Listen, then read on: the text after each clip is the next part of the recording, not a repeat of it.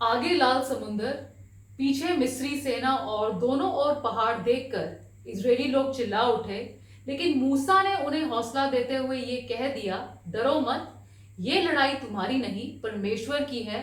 तुम सिर्फ स्थिर रहो और परमेश्वर के बल को काम करते देखो। परमेश्वर ने ना सिर्फ लाल समुद्र उनके लिए खोल दिया ताकि सब निकल सकें, बल्कि उनका पीछा करते मिस्री रथ और घोड़ों के ऊपर पानी आने दिया। किसी मुश्किल परिस्थिति में हम विश्वासी परमेश्वर को अपनी लड़ाई में किस प्रकार शामिल कर सकते हैं, आज हम इसी विषय में बात करते हैं। शुरू करते हैं परमेश्वर के वचन से। परमेश्वर का वचन हमने दूसरा इतिहास उसका 20वां अध्याय 13वीं आयत से आगे लिया है। यहाँ इस प्रकार लिखा है, सब यहूदी अपने अपने बाल बच्चों, स्त्रियों और पुत्रों समेत यहोवा के सम्मुख खड़े रहे।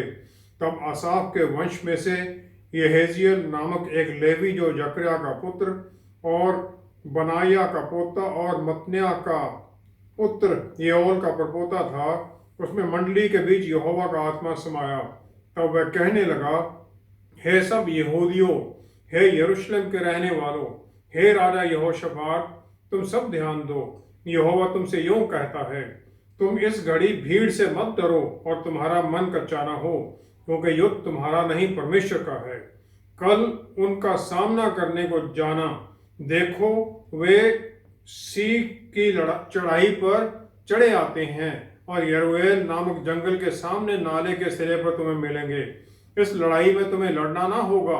हे यहूदा और हे यरूशलेम, ठहरे रहना और खड़े रहकर यहोवा की ओर से अपना बचाव देखना। मत डरो और तुम्हारा मन कच्चा ना हो। कल उनका सामना करने को चलना और यहोवा तुम्हारे साथ रहेगा। तब यहोशापात भूमि की ओर मुंह करके झुका और सब यहूदियों और यरूशलेम के निवासियों ने यहोवा के सामने गिर के यहोवा को दंडवत किया। कहातियों और कोरहियों में से कुछ लेवी खड़े होकर इजराइल के परमेश्वर यहोवा की स्तुति अत्यंत ऊंचे स्वर से करने लगे। परमेश्वर के वचन को पढ़े और सुने जाने से आशीष हो। आमीन। हर विश्वासी प्रभु यीशु द्वारा पिता परमेश्वर के परिवार का हिस्सा बन गया है। फिर हमारी किसी भी परिस्थिति में परमेश्वर की सहायता ऑटोमेटिकली क्यों नहीं मिलती? उत्पत्ति पहला अध्याय 28वीं आयत में हम देखते हैं, सब कुछ बनाने के बाद में परमेश्वर ने पहला काम किया, इंसान को आशीष दी और फिर उसका रोल उन्होंने डिफाइन कर दिया। उसका काम क्या है? उसका काम है जो भी परमेश्वर ने बनाया था उसके ऊपर अधिकार जमाना, और इसके द्वारा उन्होंने स्थापित कर दिया कि परमेश्वर के ऊपर इंसान को डिपेंडेंट रहना है और परमेश्वर उनका प्रोवाइडर एस्टैब्लिश हो जाते हैं। उत्पत्ति 2 की 16-17वीं आयत में पहली आज्ञा जो इंसान को दी जाती है वो उस एक पेड़ के फल को ना खाने की है। बाकी किसी भी पेड़ का फल वो खा सकते हैं, और इस आज्ञा का उल्लंघन करने से उन्हें संसारिक ज्ञान के ऊपर डिपेंडेंट हो जाना है, संसारिक ज्ञान की अधीनगी में आ जाना है, स्वर्गीय ज्ञान और स्वर्गीय जो आशीषें हैं उनसे बाहर निकल जाना है। इस पहली आज्ञा के साथ परमेश्वर ने इंसान को फ्री विल दे दी अपना चॉइस करने के लिए कि वो आज्ञा माने परमेश्वर की या ना माने, और फिर इसके द्वारा उसके जीवन का पूरा डिसीजन होता है। उत्पत्ति 3 की 7वीं-8वीं आयत में आदम और ईव के पास ये आज्ञा, ये चॉइस थी कि वो परमेश्वर के सामने रिपेंटेंस में चले जाएं, तौबा करके चले जाएं माफी मांगने के लिए, लेकिन वो अपने बनाने वाले से, रचनाकार से छुप जाते हैं। पहला यूहन्ना पहला अध्याय 5वीं आयत में लिखा है, परमेश्वर रोशनी है और उसमें बिल्कुल भी अंधकार नहीं है। तो अंधकार जो है परमेश्वर के सामने जाने से पहले या तो वो साफ होना चाहिए या खत्म होना चाहिए। पहला पत्रस 3 अध्याय 12वीं-13वीं आयत में लिखा है, परमेश्वर की आंखें धर्मी जन पर हर वक्त लगी रहती हैं और उनके कान उनकी प्रार्थनाएं सुनने के लिए लगे रहते हैं, लेकिन परमेश्वर का मुख जो बुराई करते हैं उनकी तरफ लगा है, ताकि वो जो किसी का नुकसान करना चाहता है वो उसको दंड दे सके।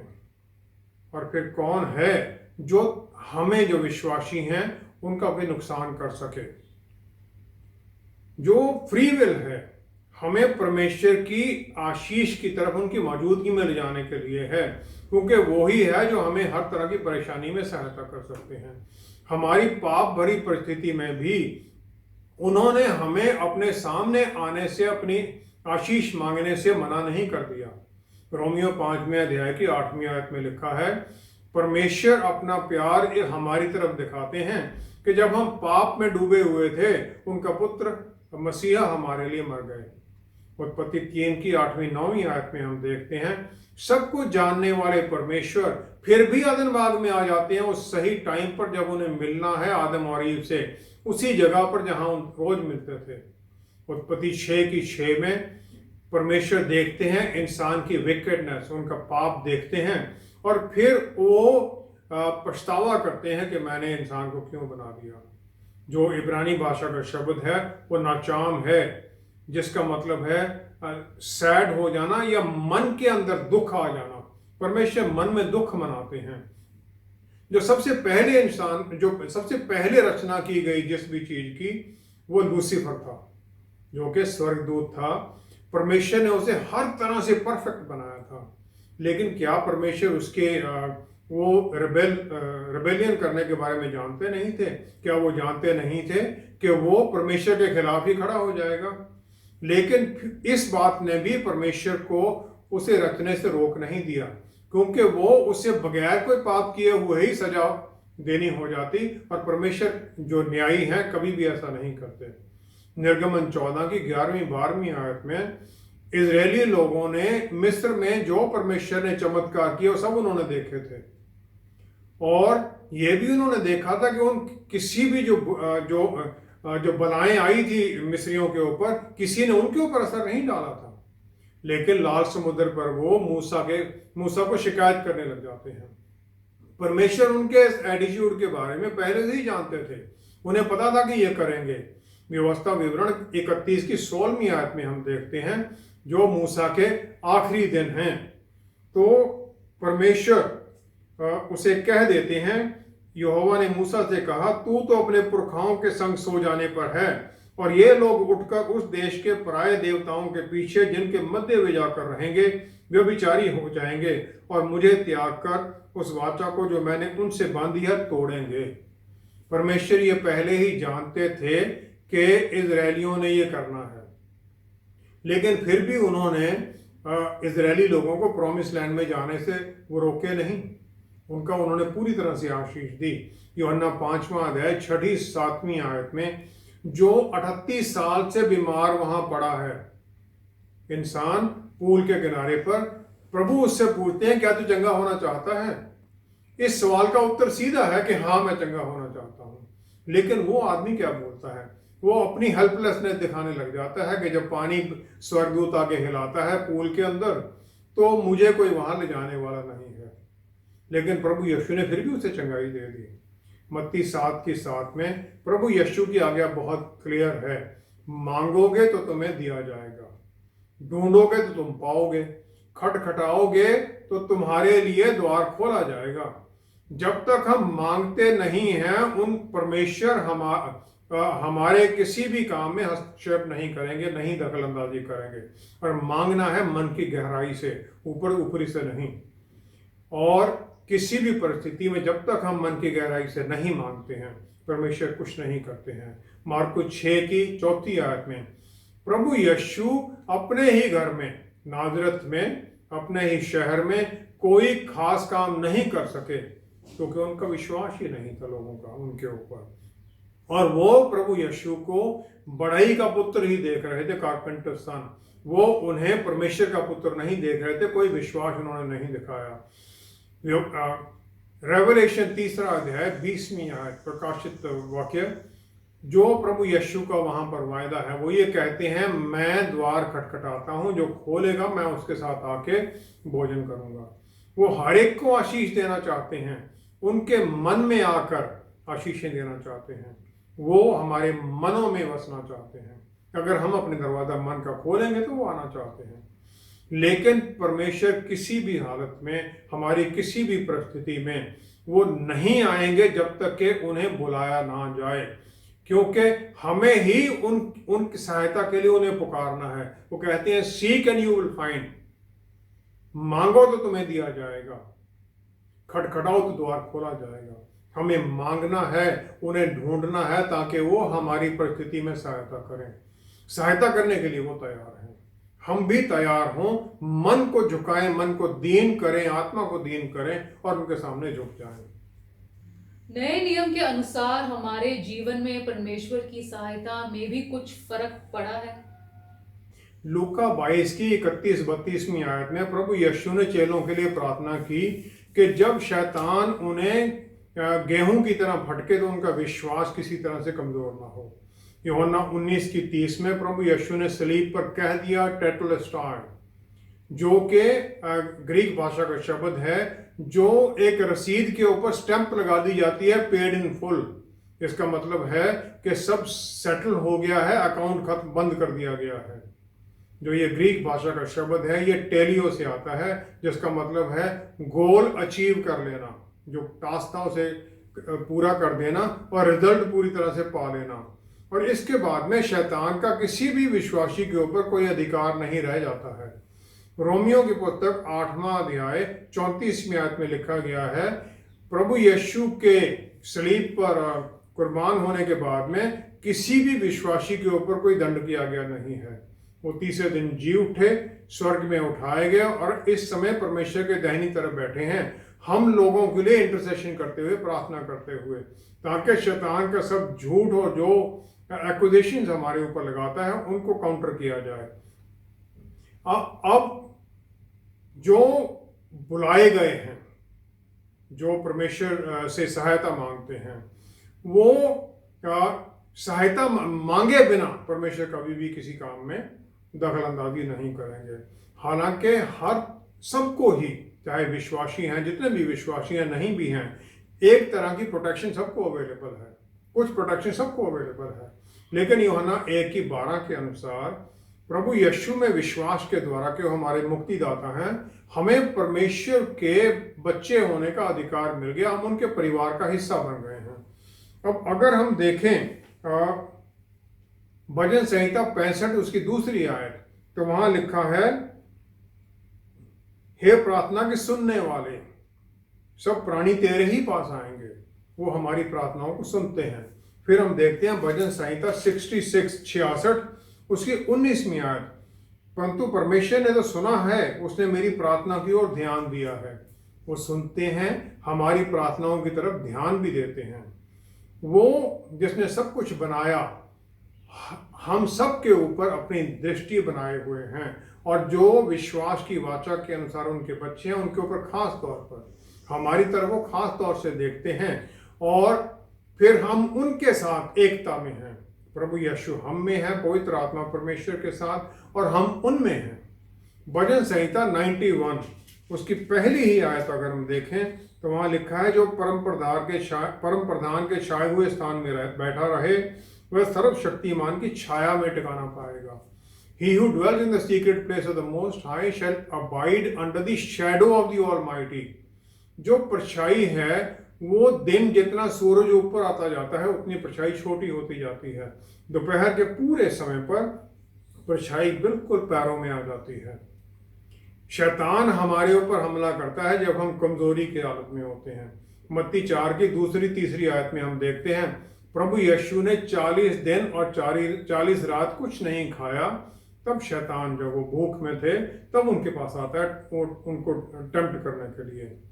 जब हम लड़ाई की पूरी हीट हम सह रहे होते हैं, पूरी उसकी तकलीफ में होते हैं, उस समय है जब हमें उनके बिल्कुल नज़दीक जाना है, क्योंकि उनकी जो शैडो है बिल्कुल पैरों में आ गई है। हमें उनके पैरों में जाकर बैठ जाना है, इतनी नज़दीकी में आ जाना है। लेकिन आमतौर पर हम क्या करते हैं, ऐसी परेशानी में हम उनसे दूर होने लग जाते हैं। मत्ती 28 की 20वीं आयत में उनका वायदा है कि मैं इस युग के अंत तक तुम्हारे साथ हूँ, लेकिन यह वायदा ये गारंटी नहीं करता है कि हमें कोई तकलीफ नहीं होगी। दूसरा कुरिन्थियों 12वां अध्याय 7 से 9वीं आयत में पौलुस रसूल हर तरह की परेशानियां सहते रहे। फिर वो कहते हैं, मेरे शरीर में कांटा चुभाया गया, शैतान का एक दूत उसे मुंह से मारता है और वो 3 बार प्रार्थना करते हैं, लेकिन परमेश्वर का उत्तर आता है, मेरा अनुग्रह, माई grace is sufficient for you, मेरा अनुग्रह तुम्हारे लिए बहुत है, क्योंकि मेरा बल तुम्हारी कमजोरी में विदित होता है। परमेश्वर की जो प्रेजेंस है हमारे साथ है, ताकि हम उनकी आज्ञा में, उनके बल में लड़ाई में आगे बढ़ें। जब हम उनके साथ वो साए में आ जाते हैं तो वो बल हमें मिलता है और फिर हमें वो बल देते हैं, प्रोटेक्शन देते हैं, जो उन्होंने काम दिया उसको हम कर सकें।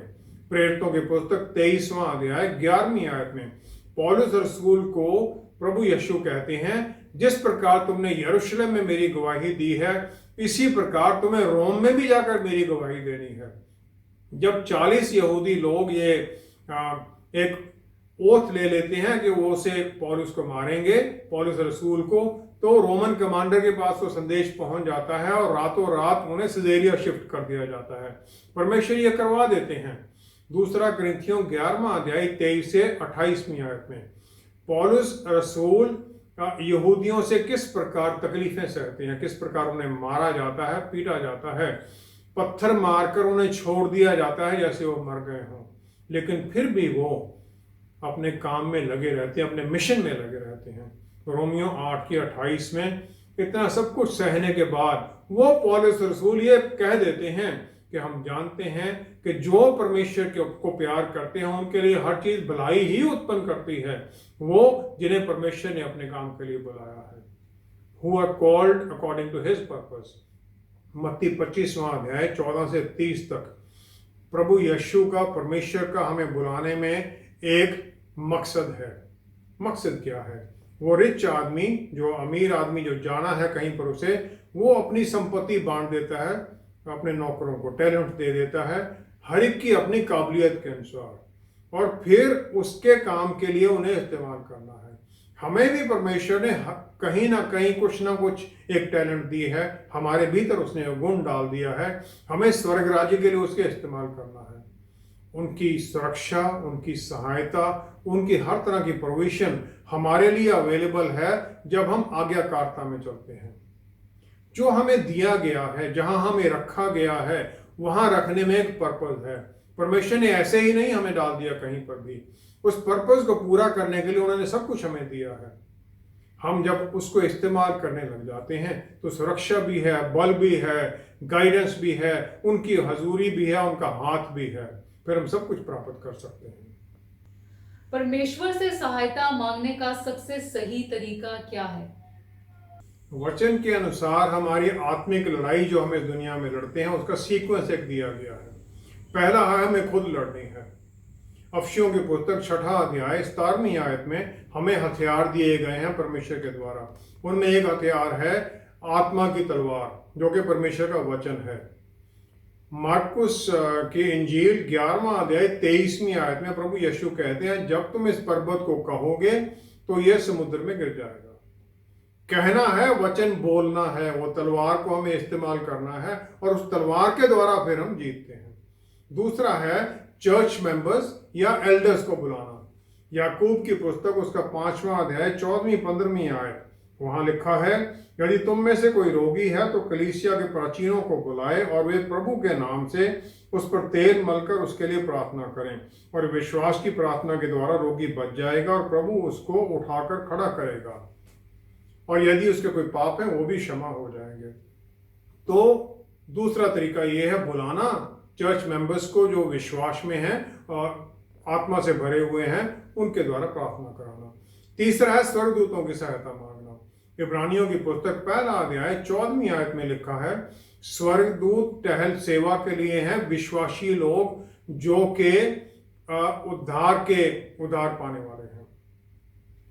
और वो जो स्वर्गदूत है सिर्फ परमेश्वर के वचन को ही सुनते हैं, परमेश्वर की आज्ञा को ही मानते हैं। वो जो परमेश्वर का वचन है, या तो हम प्रार्थना में को परमेश्वर के वचन को कमांड के तौर पर इस्तेमाल करें, या परमेश्वर ने डायरेक्ट कमांड दें। मत्ती 26:53 आयत में पतरस रसूल को प्रभु यीशु कह देते अपनी तलवार को अंदर कर ले, ये तलवार का काम नहीं है। वो कहते हैं कि अगर मैं चाहूं तो मैं अपने पिता से 12 लीजन स्वर्गदूतों की मंगा सकता हूं। एक लीजन में 6000 सोल्जर थे, रोमन लीजन है वो, तो 72,000 वो स्वर्गदूत मंगा सकते थे उस समय, उससे भी ज्यादा, क्योंकि प्रभु यीशु कमांडर हैं स्वर्गीय सेना के। और एक स्वर्गदूत एक रात में 1,85,000 लोगों को मार सकता है। तो जितने वो स्वर्गदूत थे उस पूरी दुनिया की पूरी आबादी को खत्म करने के लिए काफी थे। चौथा है प्रभु यीशु की डायरेक्ट इंटरवेंशन मांगना, उनकी डायरेक्ट सहायता मांगना। मत्ती 26 की 39वीं आयत में प्रभु यीशु ने पिता परमेश्वर से गेत्समनी पार्क में प्रार्थना की। उन्होंने कहा, ऐ मेरे पिता, अगर हो सकता है तो ये कटोरा मेरे सामने से टल जाए। उन्होंने खुद हमें सिखा दिया कि इस प्रकार पिता से सहायता मांगनी है। और फिर जब हम उसकी आज्ञा में आ भी जाते हैं तब भी उनके अनुग्रह में हमें अनुग्रह मिलेगा, उनका बल और शक्ति मिलती है उसके द्वारा, ताकि हम विश्वास में परमेश्वर के द्वारा दी गई उस जीत में खड़े हो जाएं। अब ये करते कैसे हैं हम? सबसे पहले है परमेश्वर को सबसे आगे रखना। पहला शमूएल 30वां अध्याय 30 6 से 8वीं आयत। अमालकी लोगों ने जिकलाग में दाऊद और उसके लोगों के कैंप पर हमला किया। जब वो वहां नहीं थे, उनकी पत्नियां, बच्चे, सब कुछ उठा के लेके चले गए। और जो दाऊद के साथी थे वो इतने गुस्से में थे कि वो उसे ब्लेम करते हैं और उन्हें पत्थर से मारना चाहते हैं। इस परिस्थिति में भी दाऊद ने परमेश्वर से ये पूछा, क्या मैं अमालकियों के पीछे जाऊं? क्या मैं उनके ऊपर हावी हो सकता हूं? उसे उत्तर आता है, निस्संदेह उनके पीछे जा, और निस्संदेह तो उनके आगे उनको पकड़ेगा और सब कुछ पाएगा। और वो क्रोध अपने साथियों का होते हुए, सब कुछ होते हुए, अमालकियों के पीछे भागता नहीं है, पहले परमेश्वर की सहायता मांगता है और फिर उनकी आशीष में वो चलता है। और फिर सब कुछ वो अपना ही वापस नहीं पाता है, बल्कि अमालकियों से जो उन्होंने दूसरों से लूटा था वो सब कुछ भी पा लेते हैं, वो अनगिनत दौलत पा लेते हैं। दूसरा तरीका है, हम अपनी जो प्रॉब्लम है परमेश्वर के सामने रख दें। दूसरा राजा 19वां अध्याय 14वीं आयत 14 से 19 और 35वीं आयत। सनाचरिब है असीरिया का राजा, जो यहूदा के खिलाफ आता है और फिर राजा हिजकिय्याह के पास एक पत्र लिखकर भेज देता है। और हिजकिय्याह राजा परमेश्वर के सामने जाता है और वहां पर वो परमेश्वर के सामने वो पत्र रख देता है।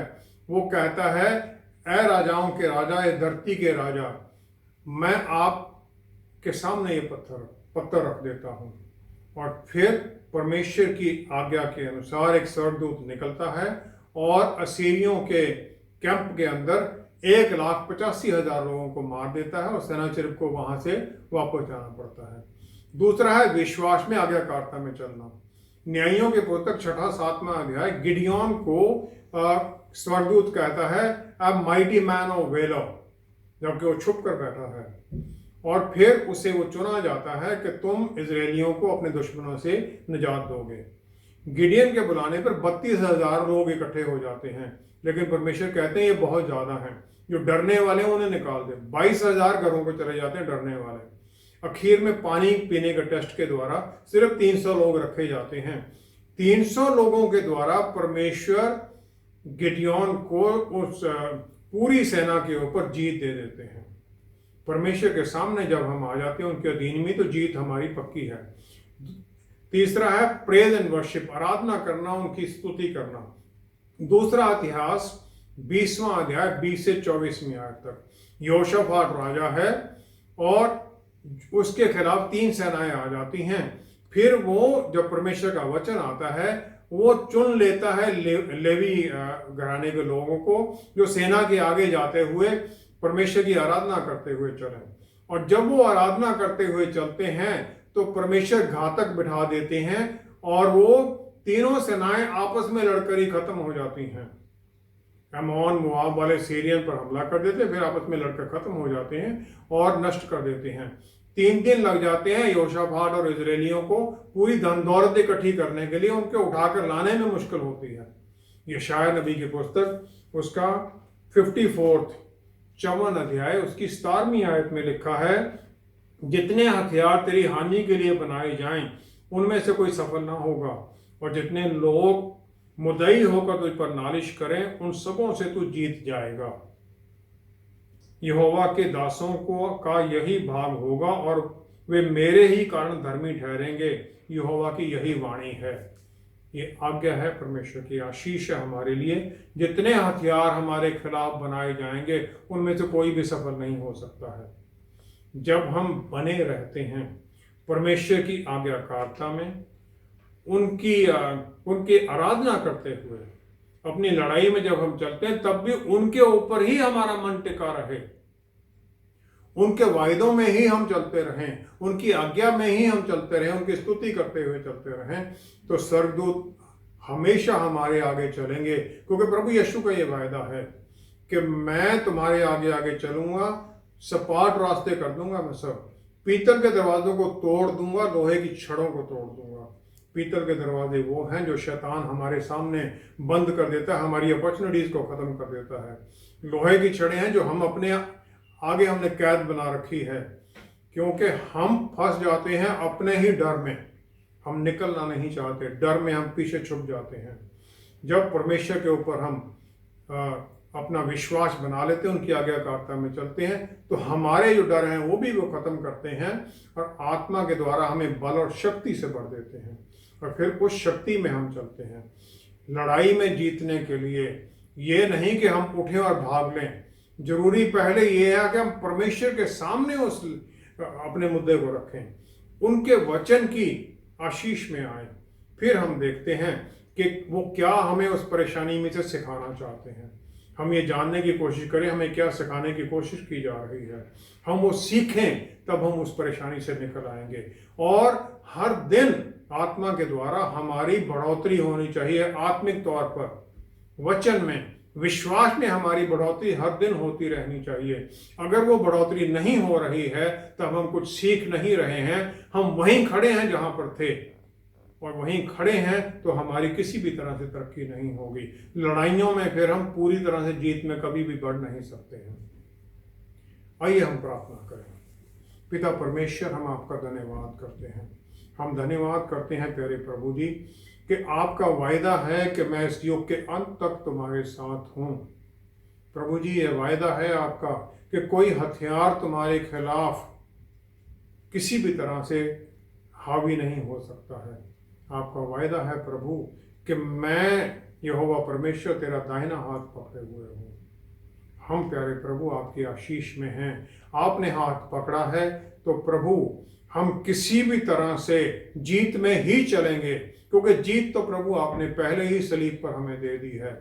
आपका कुर्बान होना, दोबारा जी उठना, स्वर्ग में उठाए जाना और पूरी महिमा के साथ पूरे अधिकार में पिता परमेश्वर के दाहिनी तरफ बैठ जाना प्यारे प्रभु, और फिर हमारे लिए प्रार्थनाएं करना, हमें पवित्र आत्मा परमेश्वर देना जो हमारे लिए प्रार्थना करते हैं, हमें बल और शक्ति देते हैं, हमें प्यार से भर देते हैं, आत्म संयम देते हैं, जो हमें प्रार्थना करना सिखाते हैं।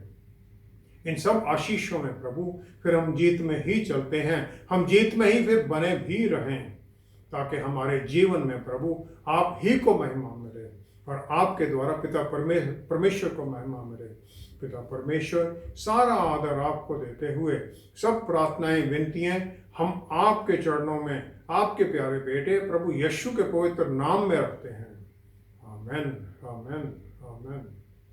वादे के अनुसार जब परमेश्वर हमारे साथ खड़े हो जाते हैं तो ऐसा कुछ भी नहीं है जो हमारे खिलाफ सफल हो सके। एक पिता अपने बच्चों को कभी भी अकेला नहीं छोड़ेगा और ना ही उन्हें कोई ऐसा कष्ट आने देगा जो उनकी सहने की शक्ति से बाहर हो। Thank you so much for tuning in. See you next time. Stay blessed. Shalom.